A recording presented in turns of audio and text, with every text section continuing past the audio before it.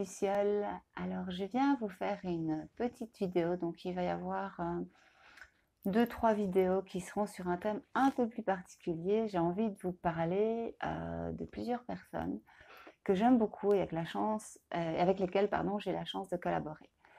Donc, aujourd'hui, je vais vous parler de Manu. Alors, Manu, c'est une merveilleuse luciole qui apporte beaucoup de lumière dans la maison et je trouve aussi dans la tête et dans le cœur des gens. Donc pourquoi est-ce que j'ai envie de vous parler de Manu? D'abord parce que j'adore ce qu'elle fait. Vraiment, je vous mettrai les coordonnées de sa page en dessous. Mais Manu, en fait, vous trouvez, c'est sa page, c'est Rêve intérieur. Et actuellement, elle fait, comme moi aussi, un challenge sur plusieurs vidéos.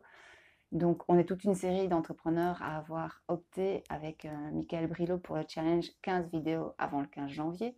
Alors moi, j'avais partagé que je les ferais plutôt entre le 15 et le 30. Et Manu, elle a doublé la mise. Elle fait des vidéos jusqu'à la fin du mois. Donc, elle a fait un challenge 30 vidéos. Aïe.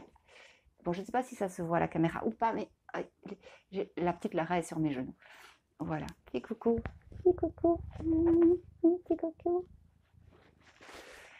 Et donc voilà, Manu, moi j'ai déjà travaillé à titre personnel plusieurs fois avec elle. Et j'aime bien de résumer ce qu'elle fait en disant que Manu, elle vient voir de façon tout à fait non invasive. Elle est d'une discrétion fabuleuse. Je parle même pas dans la maison, moi je parle humainement. C'est quelqu'un qui est en même temps très léger, très respectueux, et en même temps complètement dans la bienveillance, dans le service et dans l'écoute. Et en plus, elle est super lumineuse. Donc, Manu, mais quand tu entendras cette vidéo, je t'embrasse très très fort, évidemment. Et donc, Manu, elle vient voir dans votre tête comment ça marche, comment c'est fait. Et elle vous aide, elle vous accompagne à organiser, ranger, décorer, mettre en valeur votre maison par rapport à comment ça se passe à l'intérieur de vous. Alors, je vous invite vraiment à aller voir ces vidéos sur la page Reva. Ce sont des vidéos assez courtes où chaque fois elle vous donne des outils, que ce soit par rapport à l'énergie, que ce soit par rapport au feng shui, que ce soit par rapport à comment plier des vêtements, par rapport aux couleurs à utiliser dans une pièce. Enfin, c'est juste génial. Moi, j'apprends plein de choses avec elle. Et, donc, c'est clair, c'est précis, c'est net, il n'y a plus qu'à appliquer. Et bon, ça, c'est la théorie. Après, il y a la pratique. Et donc, moi, parfois, j'écoute la vidéo puis je fais SOS Manu. Donc voilà, bien sûr, si vous voulez aller plus loin que les vidéos, faites appel à elle. Moi, c'est vraiment, je crois, de toute ma vie, la personne qui, en tout cas personnellement, me convient le mieux pour gérer ça de façon efficace. C'est un petit peu comme dans les accompagnements en couple. Quand je vous dis que j'aime bien vous accompagner sur une séance, vous arrivez le matin, à midi, vous repartez, c'est réglé. Il y en a qui me disent non, c'est de la magie, ça ne peut pas exister, c'est de la pub, c'est de l'exagération. Non, non, c'est vrai, c'est ce que je fais. Et il y a des personnes d'ailleurs qui sont soit ici sur la page, soit sur le groupe couple, qui peuvent en témoigner et qui ont vraiment eu des belles évolutions, que ce soit dans un couple d'amoureux ou que ce soit dans un couple entre sœurs, entre mère et fille, ou enfin voilà, tous les types de relations que vous pouvez avoir. Et bien Manu a cette même efficacité. C'est-à-dire que ce qu'elle vous transmet, après c'est acquis. Elle parlait du fait de donner un rôle à des pièces. Par exemple, moi ici, je suis dans ce que j'ai appelé en emménageant la petite chambre. Et la petite chambre avait tendance à devenir, comme dans mon habitat précédent, la pièce à brol. Et puis finalement, on a discuté avec Manu, on a vu un petit peu les différents espaces, les différents besoins. Et donc la petite chambre, finalement, il y a 3 espaces dedans. Et du coup, c'est harmonieux, ça me convient vraiment bien. Puisque au départ, on avait décidé de faire un espace plutôt dressing, un espace plutôt bureau secondaire. Et puis, c'est devenu un espace pour vous. Et donc voilà, et il y a un bel équilibre qui se fait. Du coup, c'est pas du tout une pièce à brol, c'est une pièce que je respecte parce qu'elle a trouvé sa fonction. Donc voilà, elle vous expliquera tout ça très bien. Maintenant, pourquoi est-ce que je collabore avec Manu? quel est l'intérêt par rapport à ce que moi je propose et ce qu'elle propose qu'on travaille ensemble. Ben, c'est très concret. En fait, pour moi, l'idée au départ qui a germé, c'est de me dire, ben oui, c'est vrai que j'accompagne les personnes, elles viennent comme ça une demi-journée, ou parfois on split, enfin, on divise la séance en 3 séances, une séance avec l'homme, une séance avec la dame, ou l'inverse, ou une séance avec une dame, une séance avec l'autre dame, ou avec l'homme, avec l'autre homme, peu importe. Et puis on fait une séance à 2, soit en présentiel, soit à distance.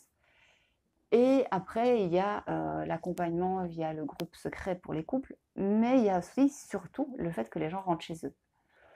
Et moi, j'avais vraiment cette envie de me dire, tiens, quel rôle joue votre habitat dans ce que vous vivez au niveau du couple? Avec différentes palettes, différents aspects qu'on peut envisager. Un des aspects, c'était de voir, tiens, vous voulez un couple, et puis finalement, dans le concret, dans la maison, vous n'avez pas d'espace de couple en dehors éventuellement de la chambre à coucher, qui parfois n'est plus vraiment un espace de couple parce que c'est un espace où on sait qu'on ne va pas arriver à dormir parce que l'autre ronfle ou parce qu'on n'a pas les mêmes horaires ou quoi que ce soit qui peut à un moment donné créer des tensions ou pour certains couples parce que, enfin, voilà, moi j'ai déjà eu des clientes qui me disaient mais j'aime plus aller dans ma chambre parce que je sais qu'il y a une obligation sexuelle au moment où je rentre dans ma chambre et du coup je monte avec des pieds de plomb, c'est plus du tout un espace de repos pour moi. Donc voilà, il y a des chambres, et ça on vous accompagne aussi là-dedans, aussi bien Manu que moi, à avoir votre chambre cocoon. Il y a des propositions aussi, après ça dépend de l'espace que vous avez, mais parfois on a des chambres pour dormir et puis des chambres pour faire des câlins. C'est pas forcément le même lieu non plus. Et puis il y a des personnes qui ont des couples hyper harmonieux, hyper épanouis et qui pourtant ne dorment pas ensemble. Donc voilà, toutes les combinaisons sont possibles. Mais là, l'idée, c'était de dire vraiment, dans votre habitat, votre maison, votre appartement, votre studio, peu importe, est-ce que vous avez des zones à deux, des zones de communication? Je vais prendre une grosse caricature, mais c'est une caricature que j'ai pu déjà observer plusieurs fois, où on a la cuisine qui est entre guillemets l'espace de madame, et le bureau qui est entre guillemets, ou le salon qui est entre guillemets l'espace de monsieur. Et il n'y a pas un point, un espace cocoon pour arriver à discuter. Alors donc, par rapport aux autres services que Manu peut vous proposer, enfin non, elle peut vous en proposer beaucoup, mais dans ceux pour lesquels on collabore, il y avait donc ce premier volet d'aller recréer une zone couple dans vos habitats. Et alors, ça marche aussi, là je l'ai décrit par rapport aux couples d'amoureux, mais ça marche aussi par rapport aux enfants ou par rapport à un espace pour que deux sœurs puissent se parler, ou peu importe. C'est bien, quand on est sœur, d'avoir aussi des espaces où on peut se parler sans avoir, enfin sœur, frère ou autre, mais peut-être sans avoir les oreilles des grandes personnes qui participent à ce que vous êtes en train d'échanger. Et là, il y a un gros clin d'œil. Et donc, ce que j'avais envie de vous partager d'autre, c'était le côté mémo. C'est-à-dire de voir, tiens, je fais un travail en développement personnel par rapport à l'amour de moi, l'amour de l'autre, la relation, l'écoute, quoi que ce soit. Ici, vraiment, j'accompagne une personne plus par rapport vraiment à l'amour d'elle-même. Donc, on n'est pas encore... Bon, l'idée, c'est le couple au final. Enfin, je veux dire, ce qui, elle, lui sert de moteur. Mais au départ, la première chose, c'est vraiment de voir un petit peu ce qu'elle a à travailler pour être en harmonie avec elle-même, pour dépasser certaines croyances, certaines peurs, et pouvoir à ce moment-là être plus en équilibre et mieux savoir ce qu'elle cherche comme type de relation. Et donc, par rapport au travail qu'on fait sur soi, moi j'aime beaucoup d'avoir des petits mémos. Alors le mémo, c'est quoi? Ça peut être une nouvelle lampe. Le mémo, ça peut être un nouveau cadre. Ça peut être de changer l'orientation de votre table de cuisine. Ça peut être des nouvelles lampes de chevet. Quand j'ai proposé la collaboration à Manu, c'est ça que j'avais utilisé comme image, c'est-à-dire, voilà, le couple qui sort de chez moi, qui a retrouvé cette harmonie, j'ai envie que quand il rentre dans son univers, il y ait aussi dans le monde matériel des petites choses, pas forcément des choses coûteuses, mais des petites choses qui aient changé, Je dis pas forcément des choses coûteuses. Manu a notamment fait une vidéo sur le relooking des objets, elle va encore en faire par rapport aux produits Eleonore Déco, où là vous devez même pas poncer les trucs, moi j'adore. Enfin, j'ai pas encore testé les produits, mais l'idée de ne pas devoir décaper, j'adore. Et donc là, c'est se dire, ben voilà, quand on rentre dans notre chambre, les nouvelles lampes de chevet, éventuellement, si vous avez, je sais pas moi, travaillé beaucoup sur le chakra de la communication par rapport au couple, bah, peut-être vous avez de nouveau des lampes, il y a des globes bleus comme ça qui sont très très beaux. Et il y en a même que vous pouvez changer les couleurs, mais là vous pouvez le régler sur bleu. Et d'avoir un petit clin d'œil et de se dire, ah tiens, c'est quelque chose de nouveau, c'est quelque chose en rapport qui connecte avec ce que vous avez vécu. Et à ce moment-là, ben, ça vous fait un petit tilt dans la tête de faire, ah oui, là j'aurais tendance peut-être à reprendre mes automatismes, parce que vous pouvez faire tous les travaux, enfin tous les investissements sur vous en termes de développement personnel. Il n'y en a aucun qui est un cube magique. Il y a toujours une part d'investissement, une part de décision en vous de dire, ok, je lâche le passé, je me réancre dans le présent avec mes nouvelles habitudes, je crée mes nouvelles habitudes, mes nouveaux réflexes, j'utilise mes nouvelles connaissances, mes nouvelles compétences. Et donc, même quand on a fait un magnifique travail sur l'amour de soi ou sur la relation, après, il y a encore le fait de prendre soin de ce point auquel on est arrivé. Toucher l'harmonie, c'est bien. Vous avez, à la fin d'un accompagnement, comme vous avez un accompagnement avec moi, mais vous l'avez aussi avec Manu, c'est ce que je disais en début de vidéo, des compétences, un outil, votre cerveau qui a un nouvel éclairage pour savoir comment avancer de façon harmonieuse dans votre lieu de vie, dans votre lieu de travail, puisque Manu accompagne aussi sur les lieux professionnels ou dans votre relation. Mais après, ça demande un petit peu, voire beaucoup selon les personnes, de volonté et de conscience. Et bah, je ne sais pas vous, mais moi, je ne suis pas avec le top de la volonté tous les jours. Et puis, parfois, je dérape. Et parfois, par exemple, j'ai un challenge pour aller dormir tôt. Bah, parfois, bah, il n'est pas tôt. Et j'aime bien d'utiliser des petits outils. Je vous en parlerai dans la vidéo sur la charge mentale. D'avoir des petits outils qui vont travailler sur différentes structures au niveau de nos cerveaux, au niveau de nos habitudes, de façon à tenir dans la durée. Et donc voilà, la collaboration avec Manu fait partie aussi de ça pour ancrer quelque chose, peut-être plus au niveau d'éco, mais ça, ce sera à vous de voir avec elle, dans votre quotidien. Et le dernier point, qui n'est pas forcément le moindre, même s'il est peut-être un petit peu moins folichon à entendre, c'est de se dire que parfois, vous êtes juste à cran dans votre maison, parce que votre maison, elle ne vous convient pas, parce que les énergies ne sont pas adéquates, parce que vous n'avez pas trouvé votre structure et que donc c'est tout le temps le bordel, pardon, le bazar, ou que votre maison, bah, elle est super compliquée à nettoyer. Alors, il peut y avoir plein de choses.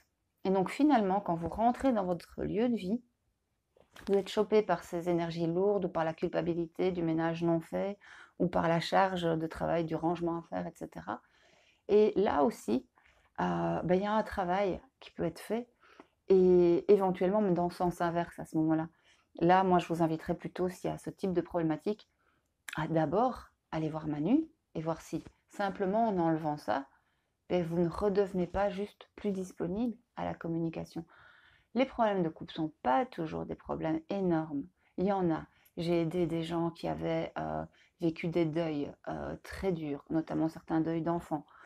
J'ai aidé des personnes qui avaient des problèmes de culpabilité ou de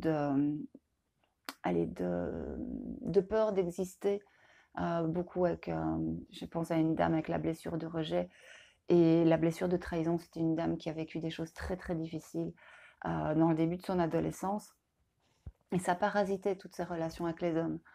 Et, et donc, bien sûr, on peut avoir des trucs très difficiles à travailler ou parfois un bagage au niveau karmique, quoi que ce soit. Mais parfois, c'est pas ça.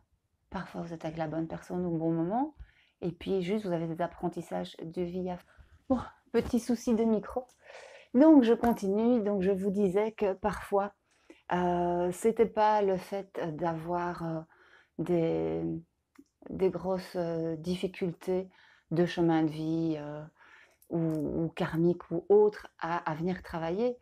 Parfois, ce que vous avez comme difficulté dans le couple vient de quelque chose que vous-même vous avez à travailler. Parfois, vous êtes juste avec la bonne personne au bon moment, c'est parfait, mais ça grince et c'est normal que ça grince. Un couple, c'est pas toujours quelque chose qui va bien. Un couple, c'est aussi un effet miroir où l'autre va mettre en relief, volontairement ou involontairement, des choses que vous avez à faire évoluer à l'intérieur de vous.